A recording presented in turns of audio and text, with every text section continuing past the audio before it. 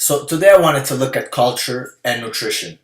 So being North American, obviously I observed over the past 35 years certain things that I was used to eating that I thought were healthy that I don't necessarily think are healthy anymore. So example, I used to think it was normal to eat two, three, four portions of bread a day. I used to think it was normal to eat cheese every day.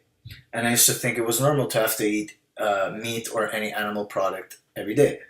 And I kind of stopped eating this way when I was 25, 26 years old. So I never noticed it being super beneficial in my body at the time. I'm starting to notice now that I'm comparing myself to people of my age group. And now I'm almost 36. And people of my age group are slightly obese or unhealthy and not feeling good, and so on and so forth. So I want to compare our culture to, let's say, another culture, which is like people from Thailand or people from Japan.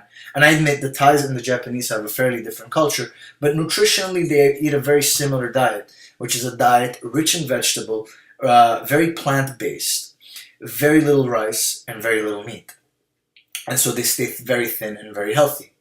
I noticed that in Thailand and also in Japan, particularly in Tokyo, they'll even go as far as eating soup in the morning.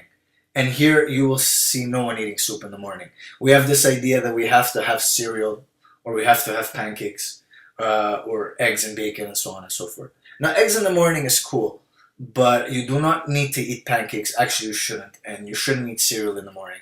And the reason that is because there's a lot of starch, a lot of gluten, and if you notice when you eat if when you eat this type of stuff in the morning, it makes you tired. You're not supposed to wake up after 8 hours of sleep and eat something and then be exhausted again. It defied the whole purpose of sleeping. Now, the reason you feel like this is because you ate so heavy and so unhealthily that your body is tired because now it needs to digest. So if ever you visit, let's say Southeast Asia, you go to Thailand or Japan or even Vietnam, you're gonna notice that all their meals are light and all their meals are plant-based. So I would go as far as saying 85 to 95% of their meals are all plant-based. And this is, say, chickpeas, lentils, seeds, nuts, vegetables, fruits, and so on and so forth. So you want to start looking at how you're eating and see all the things that you're eating and see where they're coming from in your culture. So example, I'm Italian, and for Christmas on the dinner table there was pizza, Sicilian rice balls, there was sausage bread, there was deep fried fish, and so all the food that was on the table had some kind of bread related substance on it. And it was very little vegetables, there was very little salad, and lo and behold, both my dad and my mom and my grandmother are slightly obese. When I was going around Thailand, it took me like a few weeks to realize, but these people don't eat bread and they don't eat cheese. And so I noticed even amongst older people, we're talking 50, 60, 70 years old, they were all thin. Now the Thais have a disadvantage that North Americans don't necessarily have, is Thailand is a third world country and is very poor.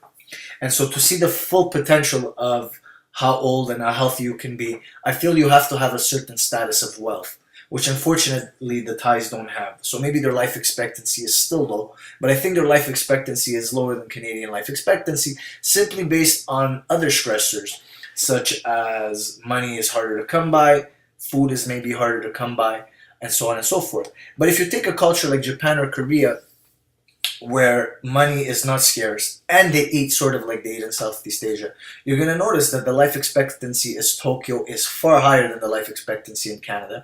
And the life expectancy in Okinawa, which is a little island that belongs to Tokyo, is actually the highest in the world. So they have the record for longest living centenarians, which is to say the record for longest people, for most people living past 100. And there's no bread in that diet, there's no cheese in that diet. They eat a lot of fish, almost no pork, and meat like maybe once a month. And you can read this book that I read a couple of years ago. It's called The Okinawa Diet Plan. You can see it for yourself, especially if you don't necessarily want to travel to Japan. So your homework, which is the main body of this iPod, because I feel like I'm ranting, your main homework is to go into your fridge or look at your week in terms of what you're eating. Look in your fridge, see what's in your fridge. Look at your day-to-day life, see what you're eating, and start analyzing what things you eat that are part of your culture. So if you like to have that coffee with cream and sugar and caramel and chocolate, and you're part of the Starbucks culture, try and see what that is doing to your waistline. If you're the type of person that needs to eat pizza once or twice a week, and then cookies once or twice a week, and muffin once a day with your and with your coffee, try and see how that is part of your culture and part of your upbringing. And then once you're taking a look at this, if you actually want to start making changes, you have to really change your paradigm on how you see nutrition and how you see your culture. So a lot of the people you're hanging out with are probably eating similar to you, because we're used to eating in a certain way. Like on a Sunday at my house, everybody's eating pasta.